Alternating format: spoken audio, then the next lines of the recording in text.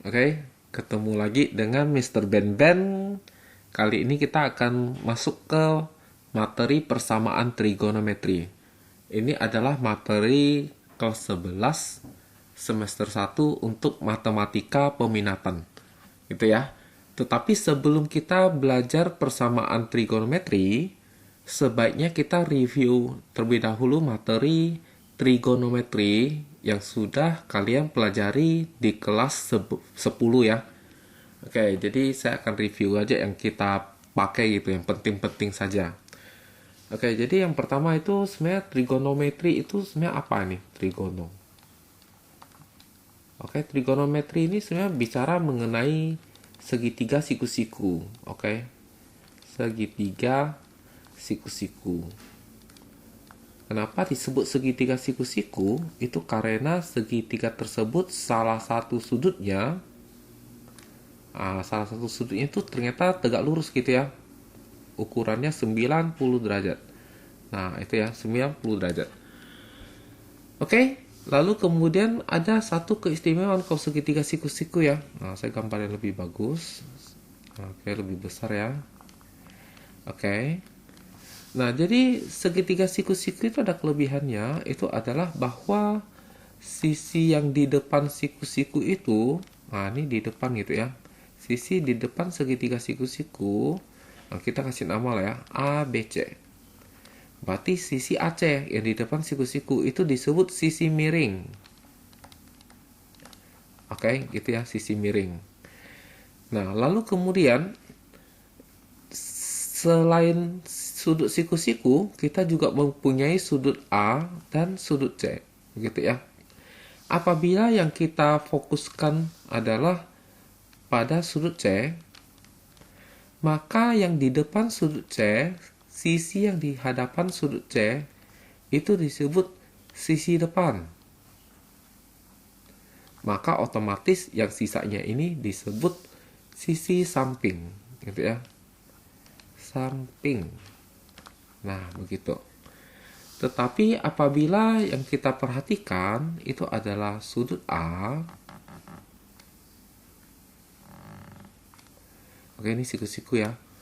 Maka sininya kan miring gitu ya.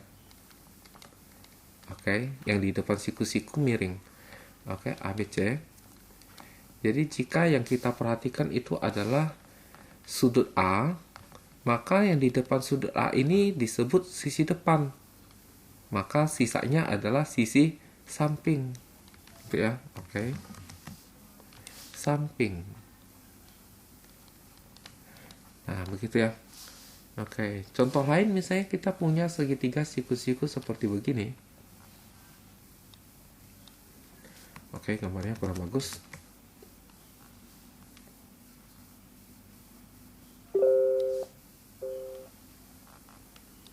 Nah, begini ya.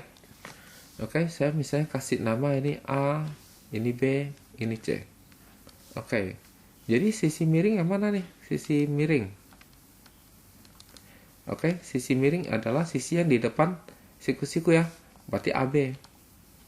Kalau misalnya kita fokus pada sudut A, berarti sisi depannya yang mana nih?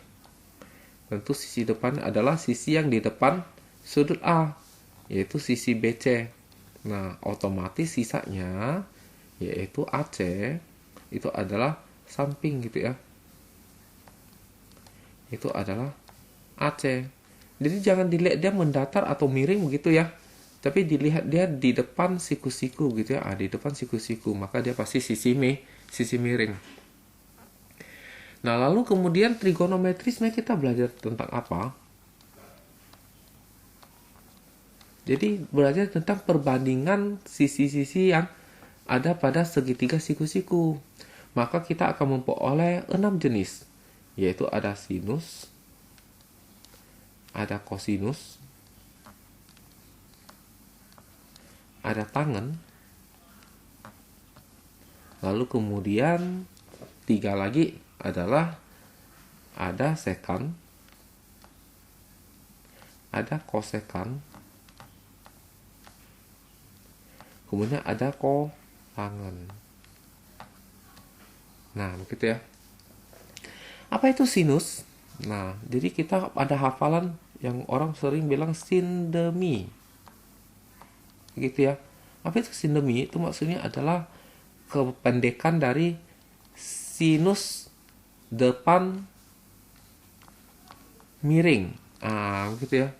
Jadi sinus depan sama miring. Kok sinus depan miring? Maksudnya adalah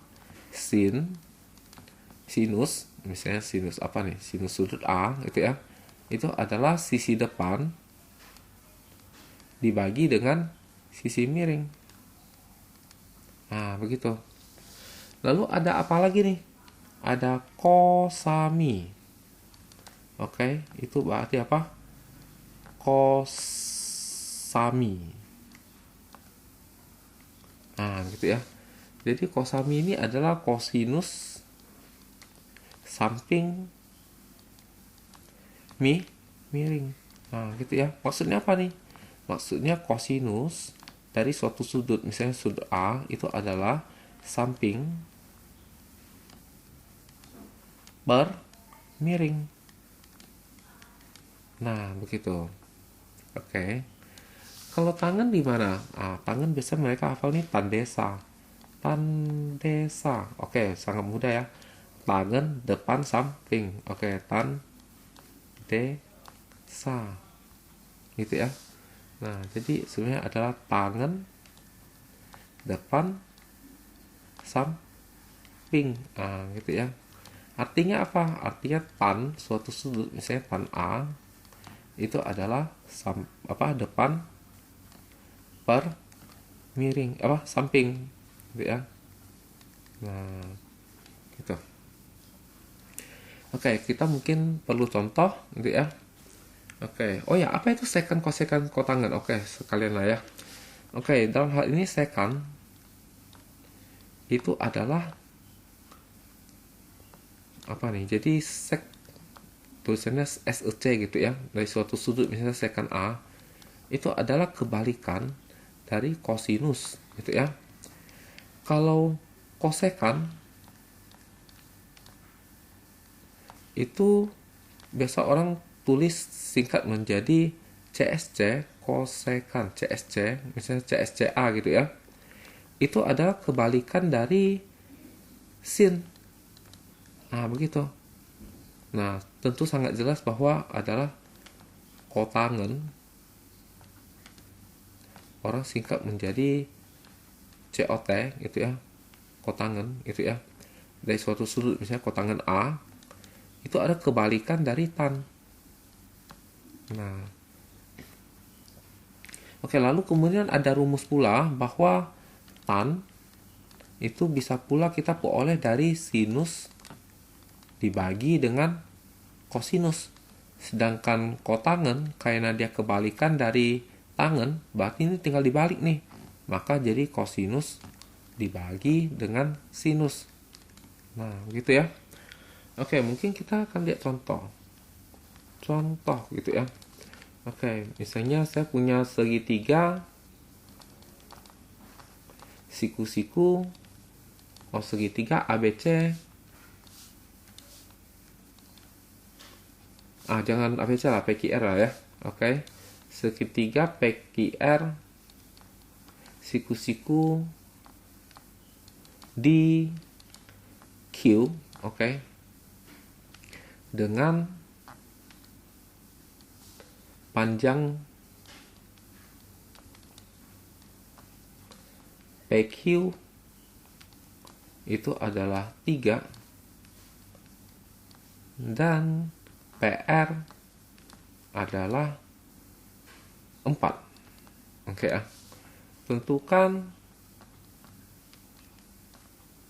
Oke, yang pertama sin P.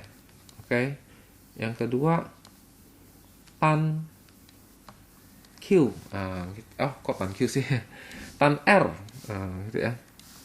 Tan R. Oke. Jawab ya. Oke, pertama mungkin kita perlu punya bayangan. Oke, jawab. Kita perlu punya bayangan segitiga siku-siku ini bagaimana. Coba kita gambarkan segitiga siku-siku. Oke. Jadi misalnya ini, oh dia siku-siku di Q, berarti siku-sikunya di Q. Maka P-nya bisa di sini atau di sini, terserah ya. Jadi misalnya kita P-nya di sini, berarti ini R, gitu ya. Nah, sekarang kalau untuk menjawab yang soal A, untuk jawab soal A, itu berarti segitiganya itu mestinya begini lah. Q ya, sini P, di sini R.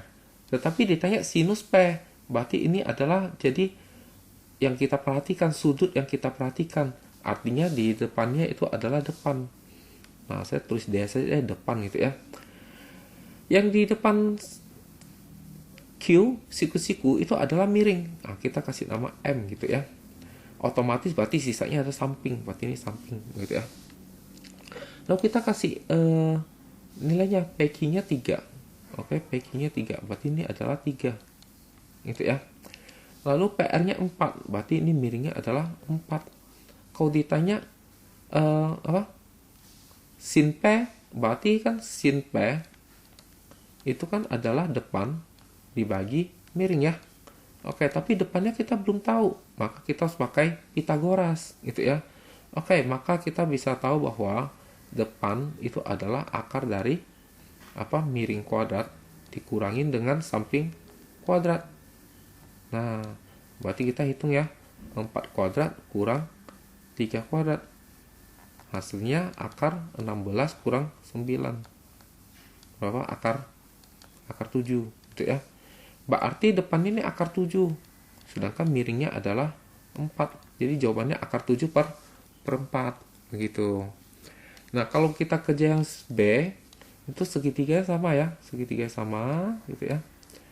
Oke, saya gambarkan saja. Sini P, sini Q, sini R. Oke, di sini 3 panjangnya. Di sini 4. Lalu sini sudah kita tahu ya, tadi hitungnya akar 7. Tapi masalahnya yang menjadi perhatian itu adalah R, karena ditanya tan R. Berarti R ini sudut yang difokuskan gitu ya, menjadi perhatian kita ya. Berarti ini yang 3 ini adalah depan. Ini 4 di depan siku-siku pasti miring. Berarti ini adalah sampingnya. Tapi yang ditanya adalah tan R. Oke, tan desa gitu ya. Tan desa. D-nya berapa? 3.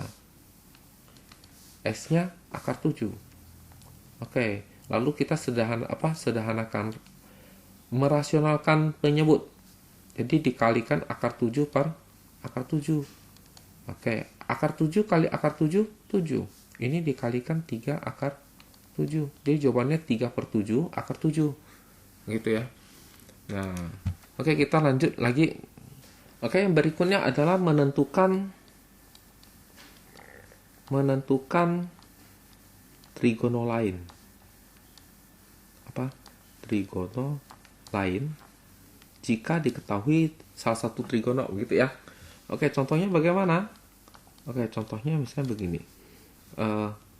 Jika sin P sama dengan 1/3, tentukan kosinus P dengan P adalah sudut lancip. Oke ya. Nah, jawab ya. Karena P sudut lancip, berarti dia ada di kuadran 1 ya. Kuadran 1 semua positif ya. Berarti jawaban kosinus P ini pasti harus positif. Tapi kita hafalnya itu sin itu kan adalah sin demi kan gitu ya, sin demi gitu ya. Tapi diketahui bahwa sin P-nya itu 1/3. Artinya apa nih? Gitu ya. Artinya bahwa depannya ini adalah 1 gitu ya, sedangkan 3 ini adalah miringnya gitu ya. Oke, berarti kita perlu cari cos. Cos itu kan cos P berarti adalah kosami. Berarti kita belum tahu S. Apa hubungan adalah miring, depan, dan samping? Tentu saja adalah samping kuadrat. Itu adalah miring kuadrat dikurangin sama depan kuadrat. Oke, jadi miring kuadratnya adalah 9, depan kuadratnya 1, dikurangin 8. Berarti apa? Sampingnya adalah akar 8 alias 2 akar 2. Maka samping ini adalah 2 akar 2. Sedangkan miringnya adalah 3. Jadi jawabannya 2/3 akar 2. Akar 2. Gitu ya. Nah, oke.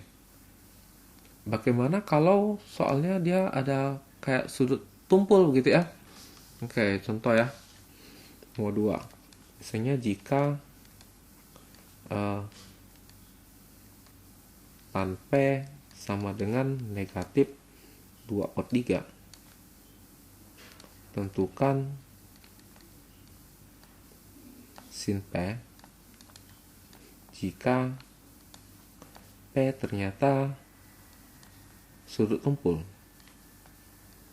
Oke. Oh, kok jika lagi sih? Dengan lah ya. Oke, dengan. Oke, P sudut tumpul, gitu ya. Apa maksudnya P sudut tumpul? Sudut tumpul itu berarti dia terletak di antara 90 derajat sampai 180 derajat ya. Oke, artinya ini berarti P-nya terletak di kuadran 2. Kuadran 2 berarti sinnya positif ya.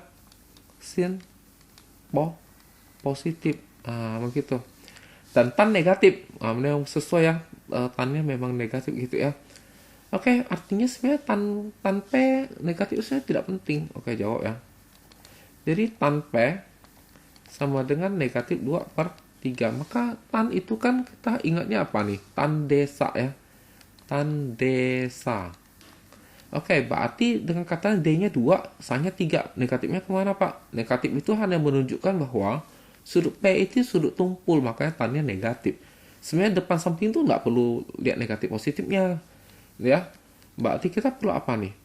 Sin kan adalah sin demi kan? Berarti kita perlu M. Berarti M itu kita cari dengan cara akar dari D kuadrat kurang S kuadrat. Ya. Langsung kita akarkan, jadi apa? Miring itu tambah ya. Oke, D-nya itu adalah 2, jadi 4, sampingnya adalah 3, 9, ditambah jadi 13 ya.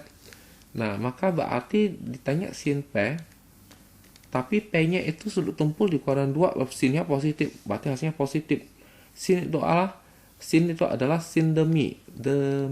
Oke, D-nya adalah 2, Mi-nya adalah akar 13, dirasionalkan jadi 2/13 akar 13 dan positif jawabannya karena dia sudut tumpulnya positif. Oke ya, lanjut ya. Nah, berikutnya itu adalah mengenai sudut istimewa.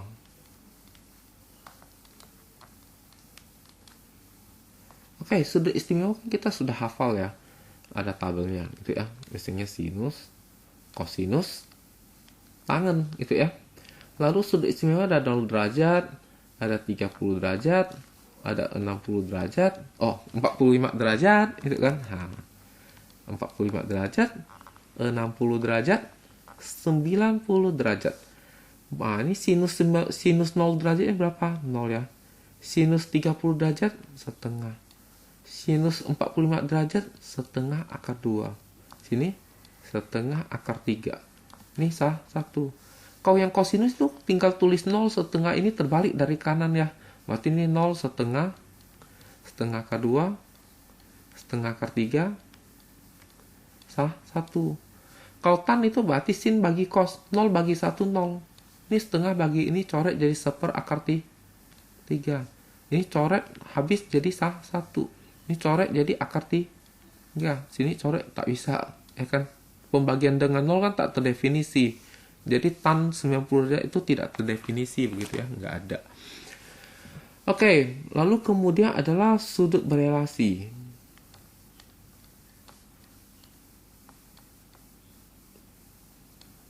Berelasi ya. Oke, saya hapus dulu. Sudut berelasi. Oke, apa itu sudut berelasi? Itu berarti yang sudut istimewa tetapi lebih besar dari 90 derajat. Atau bisa pula kurang dari 0 derajat negatif gitu ya. Oke, jadi hal yang perlu kita ingat itu adalah kuadran. Ini yang kuadran. Oke, ini di sini adalah untuk yang pas 0 derajat, lalu dia memutarnya ke arah sana. gitu ya. Maka sampai di sini dia adalah 90 derajat. Lalu putar ke sana, gitu ya. Maka sini adalah 180 derajat. Lalu putar ke sini 270 derajat. Putar ke sini 360 derajat. Jadi 360 derajat dan 0 derajat itu sama ya. Muter ya gitu ya. Nanti ke sini jadi 450. Nah, terus tambah lagi gitu ya 540 dan seterusnya. Oke, lalu kemudian di sini itu adalah kuadran 1 namanya. Itu namanya kuadran 2. Ini namanya kuadran ketiga gitu ya. Lalu kemudian yang ini kuadran keempat gitu ya. Nah, di kuadran 1 ini semuanya positif. Maka saya tulis semua gitu. Maksudnya semua positif itu artinya mau sinus, mau kosinus, mau tangen, semuanya itu positif kalau sudutnya itu di antara 0 sampai 90. Kalau di antara 90 sampai 180 itu disebut sudut di kuadran 2. Di kuadran 2 yang positif itu sinus. Nah, sedangkan di kuadran 3 itu sudutnya antara 180 sampai 270 itu yang positif adalah tangen. Sementara yang kuadran 4 yang positif adalah kosinus. Jadi kadang orang hafalnya itu semua sin tan kos, semua sindikat tangan kosong, semua siswa tahu cinta. Ya, gitu ya. Oke, jadi ini dihafal, gitu ya. Lalu kemudian begini. Contoh misalnya kita mau mencari sinus 135 derajat. Oke. 135 di antara 90 dan 180 ya. Berarti di kuadran 2. Jadi ini sangat jelas itu di kuadran 2. Nah, jadi kalian harus hafal begini nih. Kalau kuadran 1 itu adalah theta. Kalau kuadran 2 itu adalah 180 derajat kurang theta. Kuadran ketiga 180 derajat ditambah theta. Kuadran keempat 360 derajat dikurang theta alias negatif theta gitu ya. Oke, karena ini kuadran kedua kan adalah apa? 180 kurang ya. Maka kita harus berpikir 180 derajat harus dikurangi berapa itu supaya jadi hasilnya 135. Oke, nah kita ingat bahwa 180 harus dikurang 45 dong. Supaya jadi 135 kan. Nah, maka ini akan otomatis menjadi sinus 45 derajat. Masalahnya di sini adalah positif atau negatif. Sini positif. Kenapa? Karena kuadran 2 sinus positif. Nah, begitu ya. Lalu kemudian sinus 45 derajat ini kita lihat dari tabel. Setengah akar 2 positif. Jadi jawabannya setengah akar 2 positif begitu. Nah, apa yang kalau misalnya kosinus 150 derajat misalnya. Oke, ini sama ya kuadran 2 ya. Tapi kali ini ditanya cos. Oke, kalau ditanya kosinus, berarti dia negatif nantinya. Tapi ini kan belum negatif. Kayak ini masih 180 kurang berapa nih? Oke, kurang berapa supaya 140 kurang 30. Oke ya. Maka berarti ini langsung otomatis menjadi kosinus 30 derajat. Sementara di sini adalah negatif. Kenapa? Karena kuadran 2 kosinus negatif. Begitu ya. Soalnya yang positif sinus doang. Berarti kosinus dan tan negatif. Lalu kosinus 30 derajat ini lihat dari tabel. Gitu ya, udah hafal ya. Dia kosinus 30 derajat ini kan setengah akar 3. Berarti jawabannya setengah akar 3 lalu ada negatif. Berarti negatif setengah akar 3. Begitu. Oke, dengan cara yang sama contoh misalnya kita mau mencari tangan dari misalnya 240 derajat ya. Oke, 240 derajat kan di antara 180 sampai 270 ya. Berarti dia kuadran 3. Kalau kuadran 3 kan 180 tambah ya. Berarti ini kita harus berpikir 180 harus ditambah berapa? Supaya jadi 240. Berarti kita tahu bahwa harus ditambah 60 ya. Supaya jadi 240. Maka karena ini kuadran 3. Oke, berarti tannya itu kan adalah positif ya. Berarti positif nih. Ini positif. Ya, karena kuadran 3 tan positif. Oke, berarti ini langsung jadi tangan 60 derajat. Lihat tabel. Harusnya sudah hafal. Jadi tangan 60 derajat itu adalah akar 3. Oke, jadi akar 3 jawabannya. Nah, oke, bagaimana kalau sudutnya melebihi kuadran gitu ya. Contoh, misalnya sinus 390 derajat. Oke, karena dia melebihi 360, maka caranya gampang banget. 390 derajat ini kita kurangin aja dengan 360, dikurangin, hasilnya 30 derajat. Maka ini otomatis langsung sama aja dengan sinus 30 derajat. Ya, soalnya itu sudah lewat dari 360 gitu ya. Sin 30 derajat kan kita sudah hafal ya, berapa? Setengah ya. Nah, begitu caranya. Oke, bagaimana kalau negatif? Contoh, misalnya sinus negatif 30 derajat. Oke. Negatif itu maksudnya sebenarnya adalah dia di kuadran 4. Oke. Kuadran 4. Jadi, langsung aja kita apa? Kita anggap dia kuadran 4. Berarti ini adalah sinus 30 derajat. Tapi kuadran 4. Nah, sekarang sinus di kuadran 4 kan adalah negatif ya. Negatif, ini negatif. Kenapa? Karena kuadran 4 sinusnya deh negatif. Tapi sin 30 kan kita tahu jawabannya setengah. Terus ada negatifnya. Berarti jawabannya negatif setengah gitu ya. Oke. Bagaimana dengan review ini? Semoga bisa dipahami ya. Mungkin saya satu contoh lagi gitu ya. Oke, saya punya pertanyaan begini nih. Bagaimana kalau saya tanya begini? Sinus berapa sih yang hasilnya setengah akar 3? Nah, gitu ya. Kalau kita lihat dari tabel, sinus setengah akar 3 kan 60 derajat ya. Berarti kalian berpikir kan, oh jawabannya 60 derajat Pak, begitu ya. Yakin? Harusnya nggak begitu. Dia harusnya cara berpikir kita begini. Ini kan positif ya, positif. Berarti kita harus berpikir, sinus positif itu ada di kuadran berapa saja? Tentu pasti di kuadran 1, karena kuadran 1 kan semua positif. Lalu, di kuadran berapa lagi sinus positif? Sinus positif di kuadran 2, gitu ya. Kuadran 2. Artinya, jawabannya itu bukan cuma 60 yang kuadran 1, tapi juga harus yang kuadran 2. Kuadran 2 kan 180 kurang ya. Nah, tapi kurangnya 60 derajat dong. 180 kurang 60 berapa? 120 derajat ya. Nah, ini maksudnya apa? Ini maksudnya adalah sinus 60 derajat. Oke. Oh, derajatnya kok kelebihan. Sinus 60 derajat itu jawabannya adalah setengah akar 3. Betul ya? Lalu kalau sinus 120 derajat bagaimana? Ya juga sama ya. Jawabannya setengah akar 3 gitu ya. Oke, menurut kalian ada nggak sudut lain yang kalau dihitung hasilnya setengah akar 3 juga gitu? Ya ada ya. Contoh misalnya sinus berapa? 420 derajat. Kenapa? Karena kalau 420 derajat kita kurangi sama 360 derajat dikurang, hasilnya 60 derajat. Berarti sama aja dengan sinus 60 derajat. Ya sama dong ya. Setengah akar 3. Ada yang lainnya lagi nggak Pak? Oh banyak ya. Ini 120 ini tinggal kita tambah dengan 360. Ini 60 juga tadi kita tambah 360 maka jadi 420. Kalau kita tambah lagi dengan 360 dia akan menghasilkan setengah akar 2 lagi karena muternya sama ya. Begitu pula dengan 120 ini. Kalau kita tambah atau kita kurangin dengan 360 maka hasilnya pasti akan sama dengan ini. Maka seharusnya jawaban umumnya adalah untuk soal ini itu jawabannya bisa 60 ditambah dengan kelipatan dari 360 derajat atau bisa pula 120 derajat ditambah dengan kelipatan dari 360 derajat. Tinggal ditambah kelipatannya saja. Gitu ya, ada 2 jawaban.